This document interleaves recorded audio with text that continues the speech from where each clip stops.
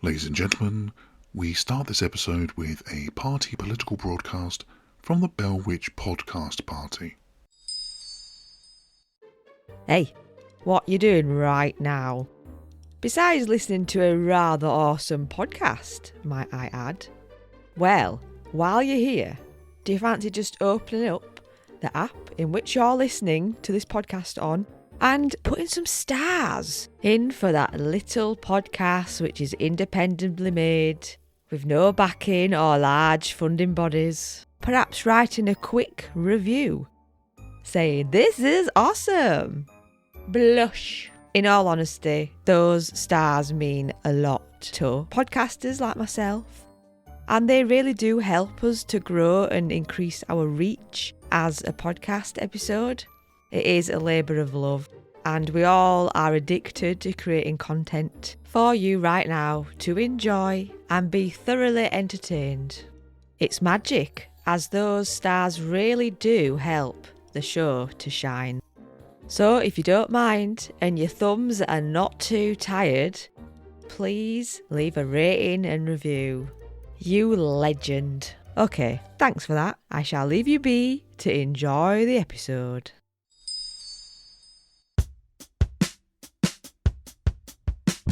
Let's start a podcast about our mental health.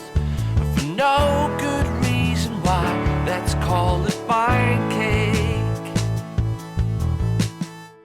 Hello, cakers, and welcome to another slice of Mind Cake. Mind cake. With him, Lee Crompton, and him Paul Beeson. back for two in a row. Back again. I know, right? 2026, and I'm 2 for 2. 2 for 2. We're not doing the old Happy New Year stuff again, are we? We've done all that. We've done all that shit. Yeah, we've done all that. How have you been since we parted ways at Mind Cake Towers? Good. Yeah, I got a chippy on the way home. Yeah. And I was quite exhausted after spending a day with you, just going through admin and phone messages. But obviously, I don't know if you've seen Rick Stein is now a big fan of the show. Yeah. I didn't see that coming. Did a voice, did a video message for us. Yeah, it was very kind of him. Very in kind his of busy him. schedule.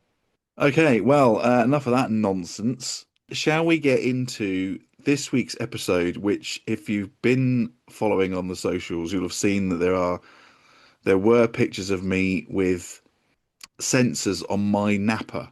Yeah, you looked a bit like Doc Brown when he comes to the door in Back to the Future. Yeah, except that he's got lots of hair. Yeah. Mm. Not Exactly. When he had exactly like the tin thing on his head. Yeah. Yeah. So I was there at Neurofeedback Scotland, having sensors on my bonds, having my brain waves measured, and there was stuff to measure before anyone says anything. You beat me to it.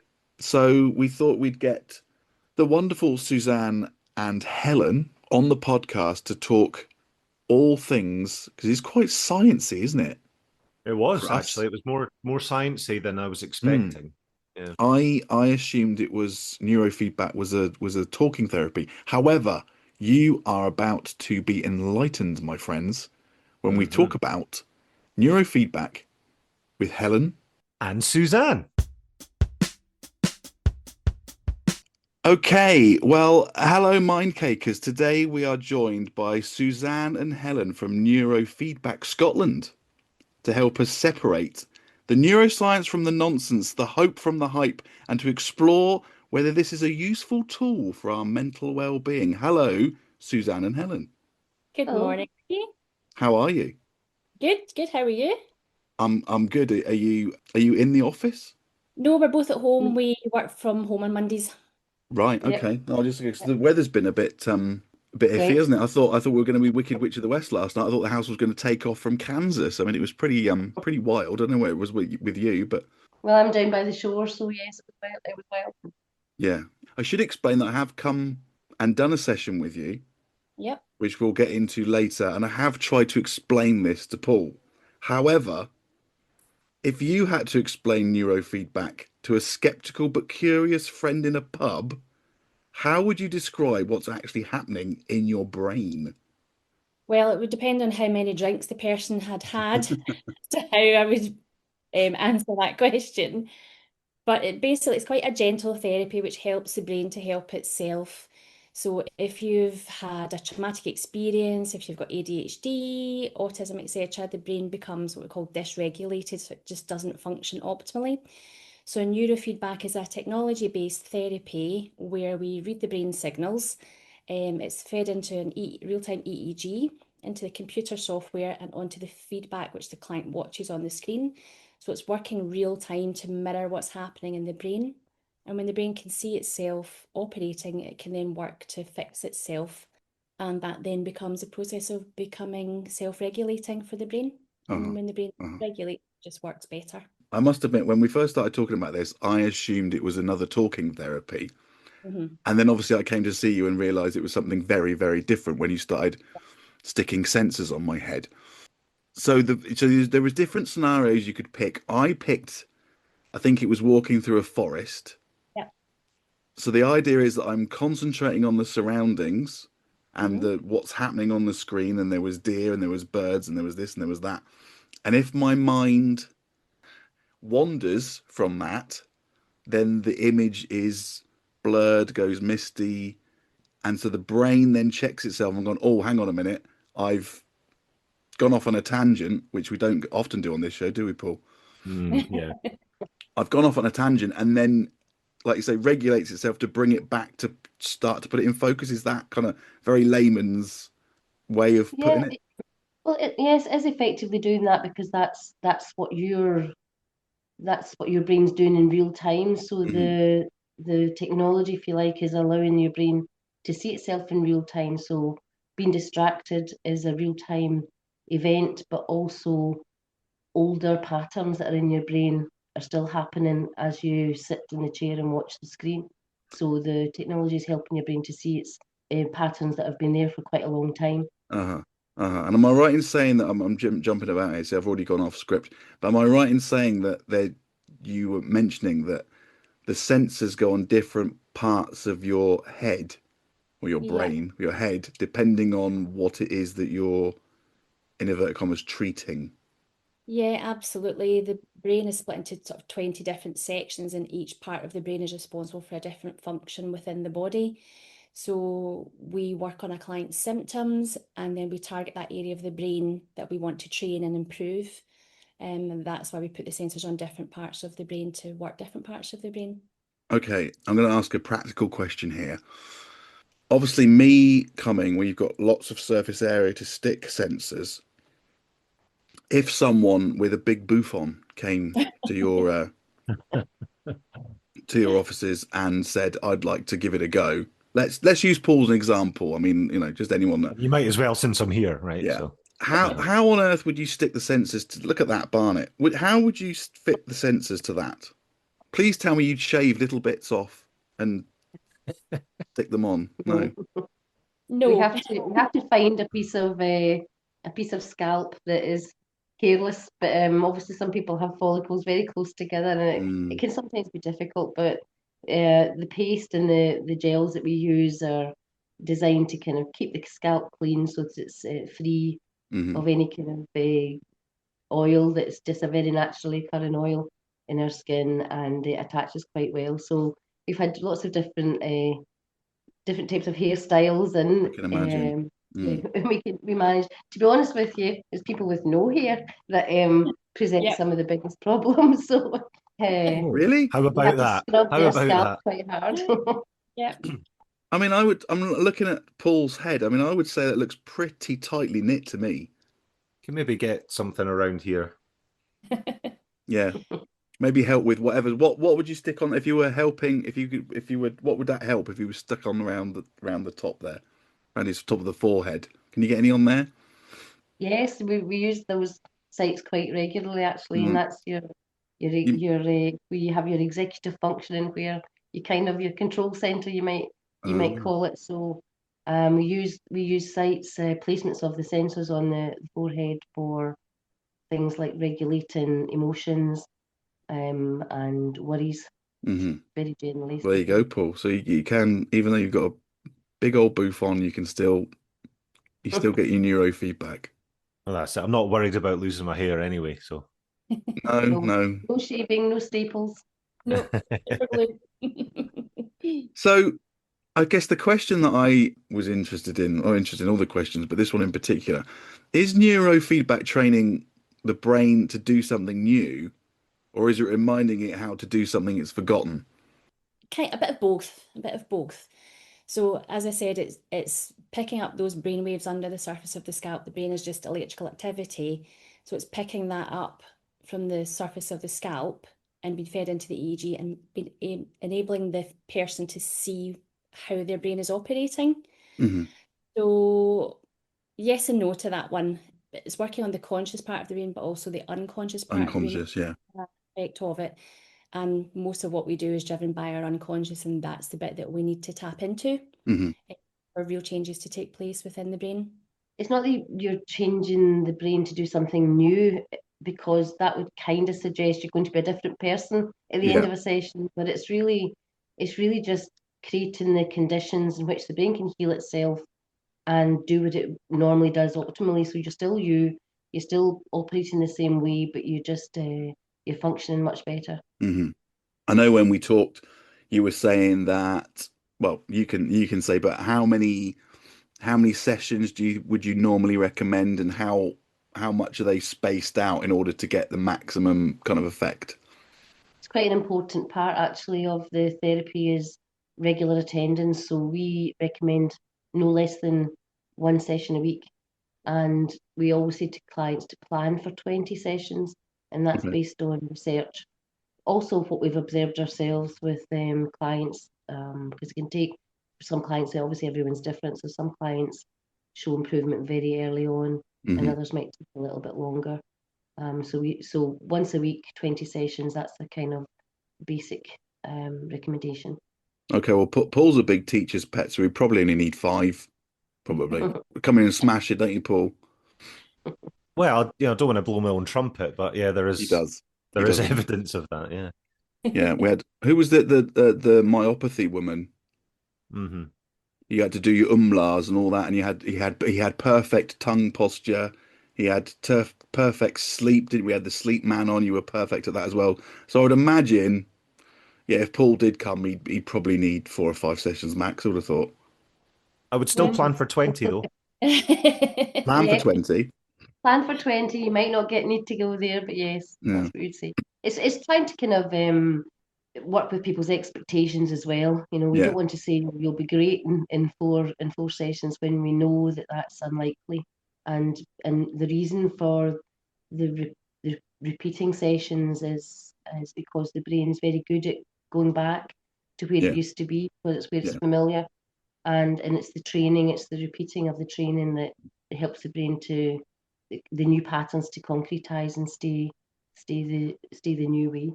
And like you say, if you've got a fortnight between sessions, then it kind of just falls back into you're almost starting from zero again if you've got too long between sessions, I guess. Yeah, I would even say not zero, but certainly some Yeah. regression can happen. It's completely natural. Uh-huh. And yeah, we'd kind of say please don't take holidays or too many breaks. Uh-huh. Especially in the early stages when we're trying to Yeah. establish placements, the Yeah. frequency that we're training the brain at. So we always say to people in the early stages, don't plan a holiday in the first couple of weeks. Mhm. Just wait till you come back and then get a good run at it. Okay. One of the questions I wanted to ask was on the basis that I'd never heard of neurofeedback, what got the pair of you into the world of neurofeedback? How have you both ended up here?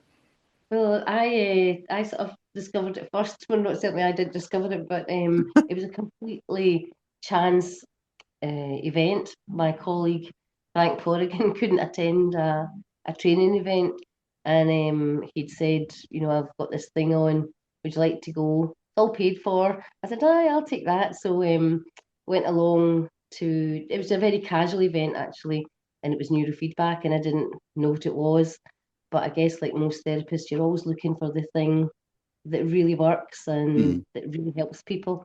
And I just found it amazing. I had an experience myself that no other therapy had kind of touched on.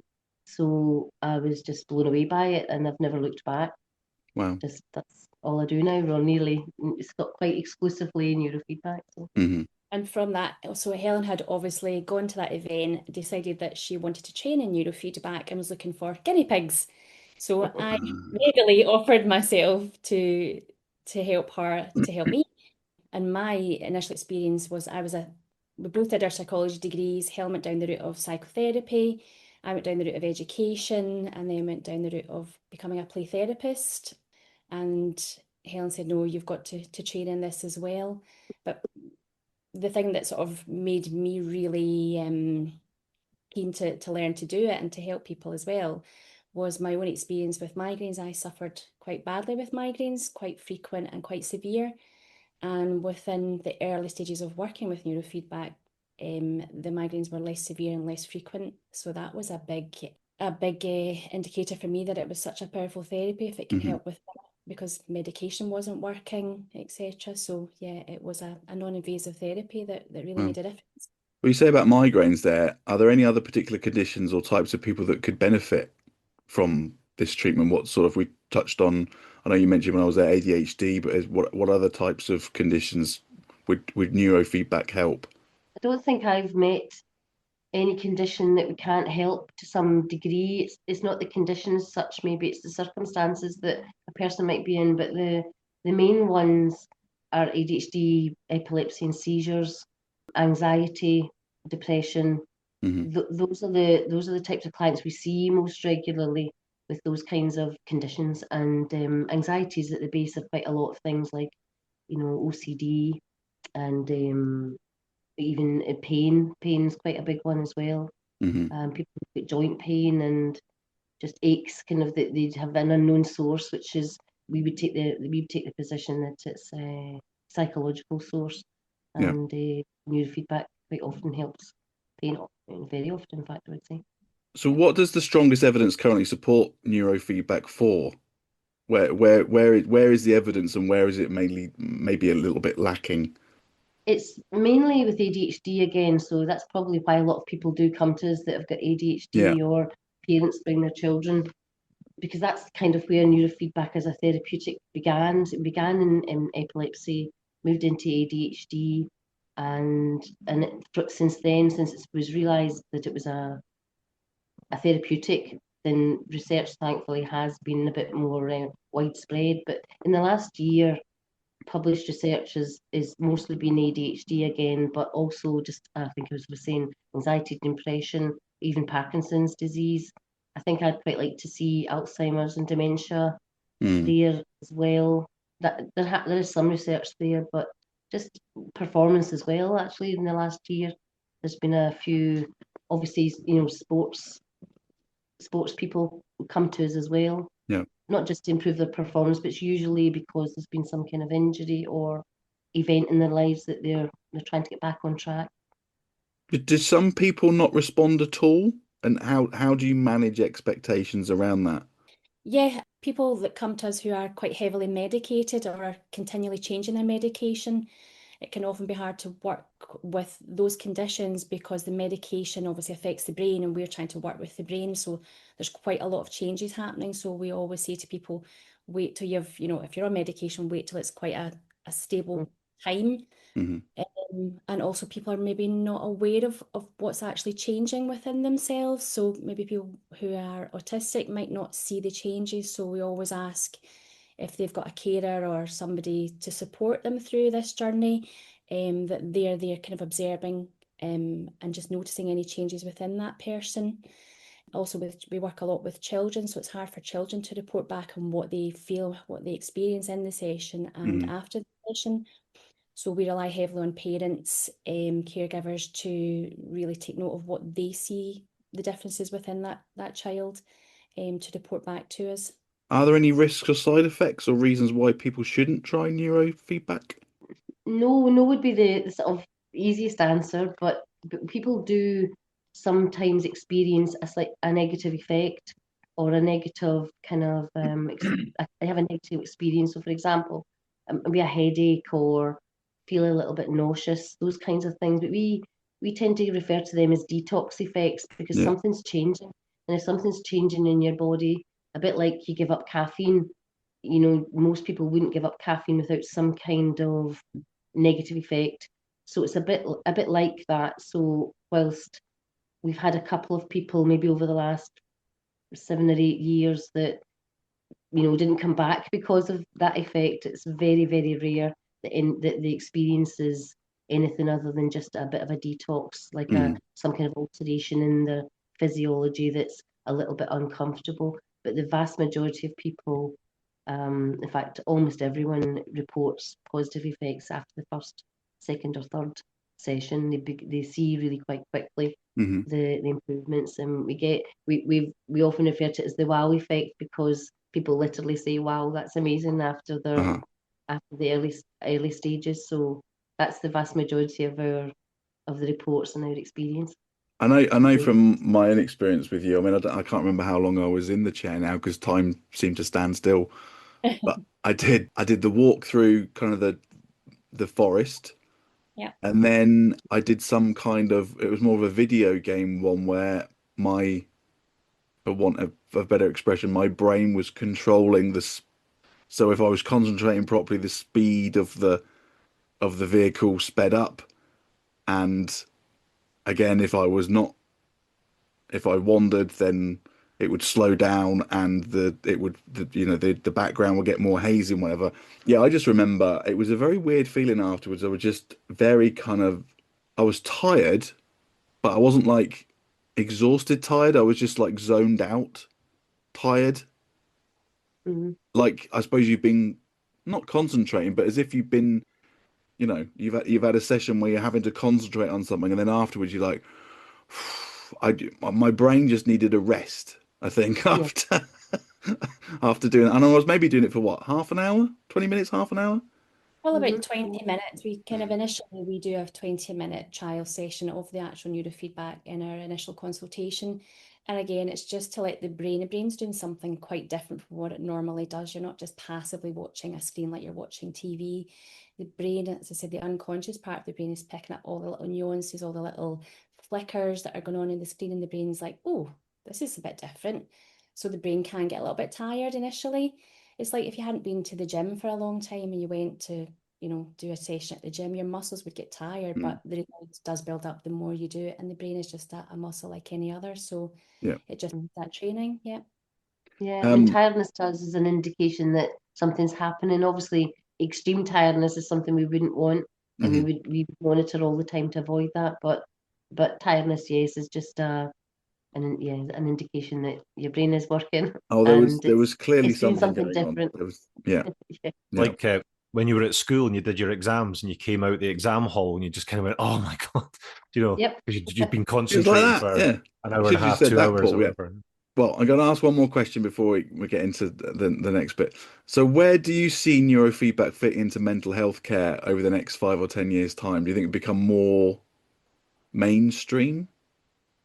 Well, what we would like is for more people to be aware of neurofeedback as a therapeutic option. Right now, the difficulty is that people don't know about it. A lot of people read the book "The Body Keeps the Score" by Bessel van der Kolk, and there's a chapter in there about neurofeedback. So a lot of people inquire after they've read that book.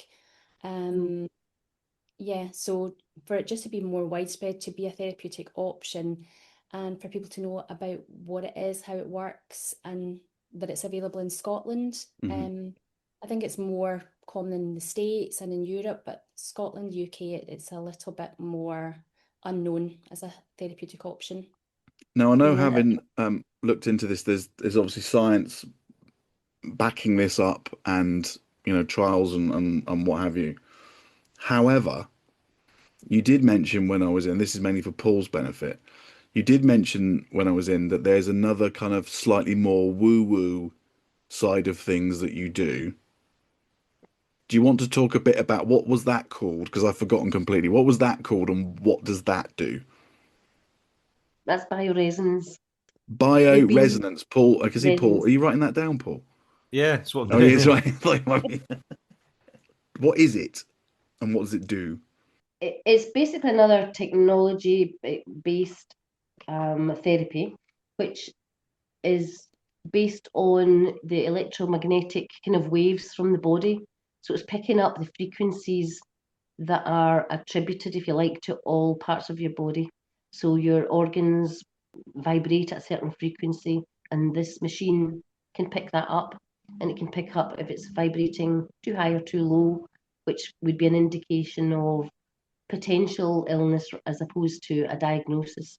So it can work very well as a preemptive therapy for overall health, including psychological health. And we've been finding that it's working very well on its own, but also in conjunction with neurofeedback. That sounds right up Paul's street. Yeah, well, we're fascinated by it, I have to say. We say it's woo-woo because it's quite difficult to explain. It's based a lot on quantum physics. We're big fans of Dr. Joe Dispenza, and he would be very good at explaining quantum physics. But it picks up these frequencies because everything's connected. So the machine, words, expressions, us, we're all connected to each other, and everything vibrates at a frequency. So the technology is picking it up, identifying areas of just being out of kilter, I suppose, is the best way to put it. So sounds a bit like technological Reiki, almost. That's a very good way to put it. I shall be using that. Stick that on the poster, Helen. You can have that for free, that one, yeah. I'm stealing it. Sorry, if Paul was to come along for a session, yep. What would you do to him? Do you connect him up to a machine? How long does that take? What does a session look like? A session's not just unlike a neurofeedback session. You can sit in a chair and you would be attached with a headband. The bioresonance, the harness is put on the forehead where there are 7 little sensors that pick up the energetic waves within the body, and it would just initially do what's called a reactivity test, which tests for over 7,000 different imbalances within the body, right down to a cellular level. And from that reading, it would recommend a particular program where sort of best effects would be for that session. So it could be your spine, it could be your meridians, it could be your chakras, it could be your organs, it could be your chromosomes. And then we would go in and do a reading within that profile and send those corrective frequencies to the body to see what uptake there was of the body, to just obviously correct those imbalances within the body. Wow. Paul, I guess Paul's, yeah, I know what's going on inside Paul's head. He's like, this sounds amazing. It does sound amazing. Yeah. Well, you're welcome to come and have a session and experience it and see what it feels like for you. We should do that, Paul. Why don't we do an episode from Glasgow where you're having a session, bioresonance session? Yeah. We do that for that. Absolutely. Yeah. We've both experienced quite profound effects again with the bioresonance therapy. I've got a bit of a dodgy knee, and when I run the biofeedback or the bioresonance, there's a profile for arthritis, and I do that, and it's almost miraculous as to the difference in the pain levels and the quality of the knee. Yeah. Right. Well, we'll book in and we'll come and do an episode. Cool. From your HQ, if that's okay, later in the year. Yeah. Sooner rather than later, yeah, definitely. Let's do that. And if anyone wants to find out more about you and what you do, what's the best way to find out more or get in contact with you? It would be our website, which is www.neurofeedback.scot. We're based in Glasgow, just near Charing Cross. Just contacting us by email is actually quite good. And our email addresses are on the website, and we usually can send sort of further information that way, have chats that way, but we're also very happy to chat to people on the phone if that's what they like. Yeah. Good stuff. Well, Suzanne and Helen, unless there's anything else you would like to add, thank you for giving up your time and joining us and telling us all about neurofeedback. Yes, enjoy the rest of your day. Thank you for having us. It's been lovely chatting, and we'll see you soon. So, Paul, you came into this completely blind in that you had no backstory or nothing about what neurofeedback was about. So how do you feel after listening to that? I'm very intrigued by it all. So I didn't know anything about not even just what neurofeedback feedback was, I didn't even know who we were chatting to today. I know. So you turned in completely blind. Yeah, so I literally clicked the link to join the Zoom chat and then discovered what it was all about. So it really was like learning about it completely fresh. So I didn't have time to do any research or any reading on it. And it's fascinating stuff. It just blows my mind that you can analyze parts of the brain and see the brain waves, and that can sort of lead you to being able to retrain your brain to cope better with certain conditions or whatever it might be. I think they said there's 20 sections of the brain. And each section kind of deals with different things. So like if you are going there for ADHD or for anxiety or depression, it'll be a different part of your brain that they kind of need to focus on. I mean, that's just mental. I don't think they had enough sensors for me. Because there's so much going on. So much going on. But yeah, it's absolutely fascinating. And I suppose it's like anything. If you train something long enough, it becomes a habit, you know. Yeah. Which is why they suggest that you go for so many sessions, because it has to become something that you're constantly kind of working on, but you need to go to the session to be aware of when your mind starts to wander to bring it back.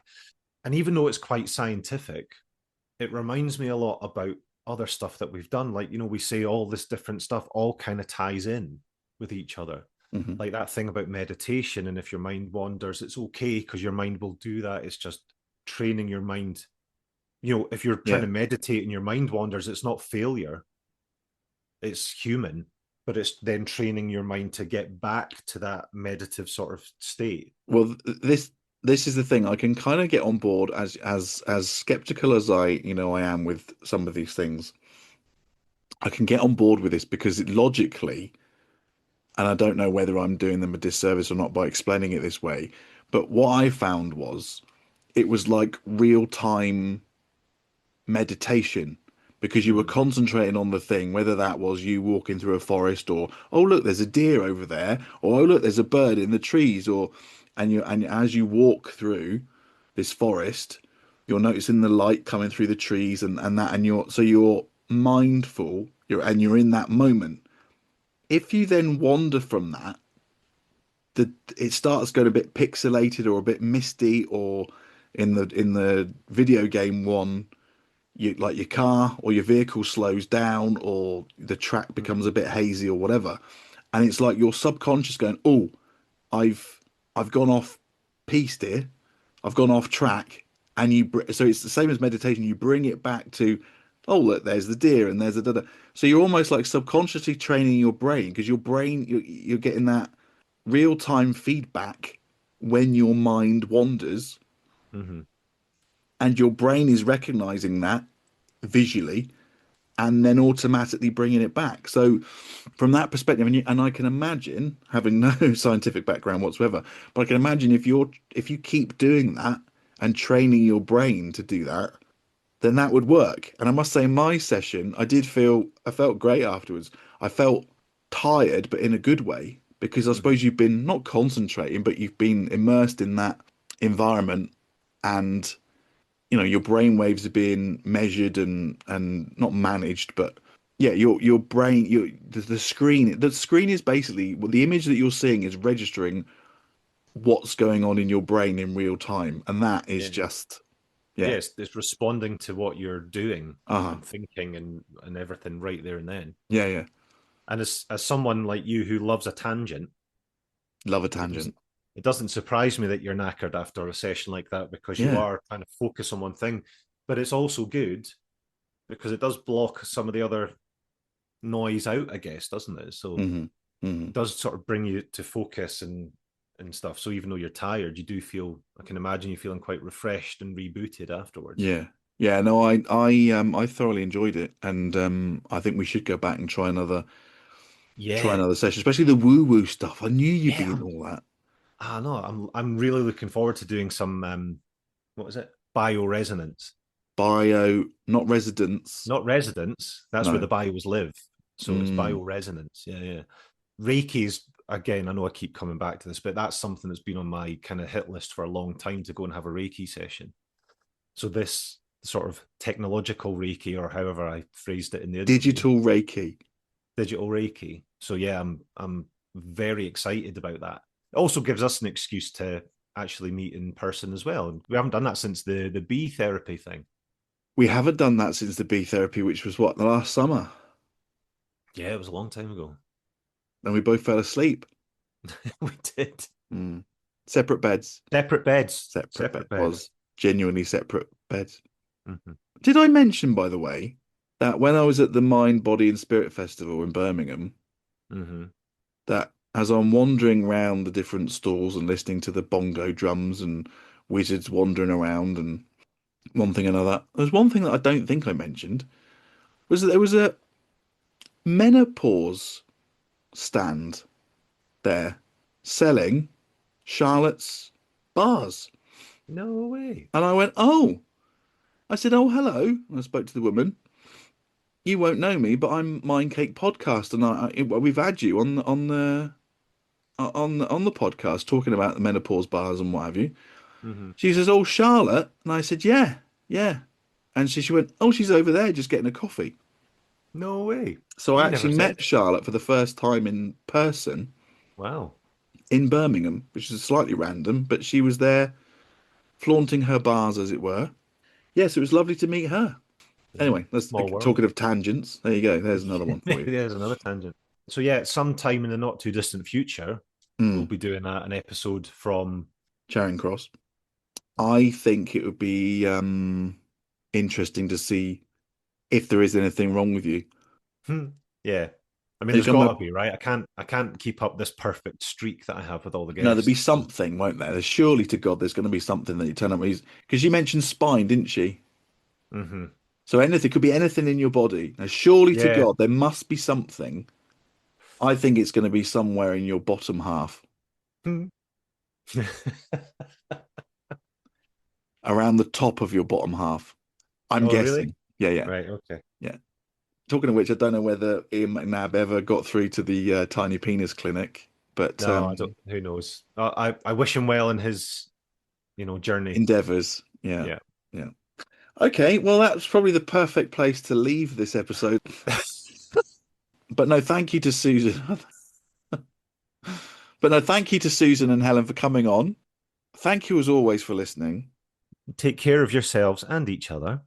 And in the words of Dr. Jan, don't be a dick.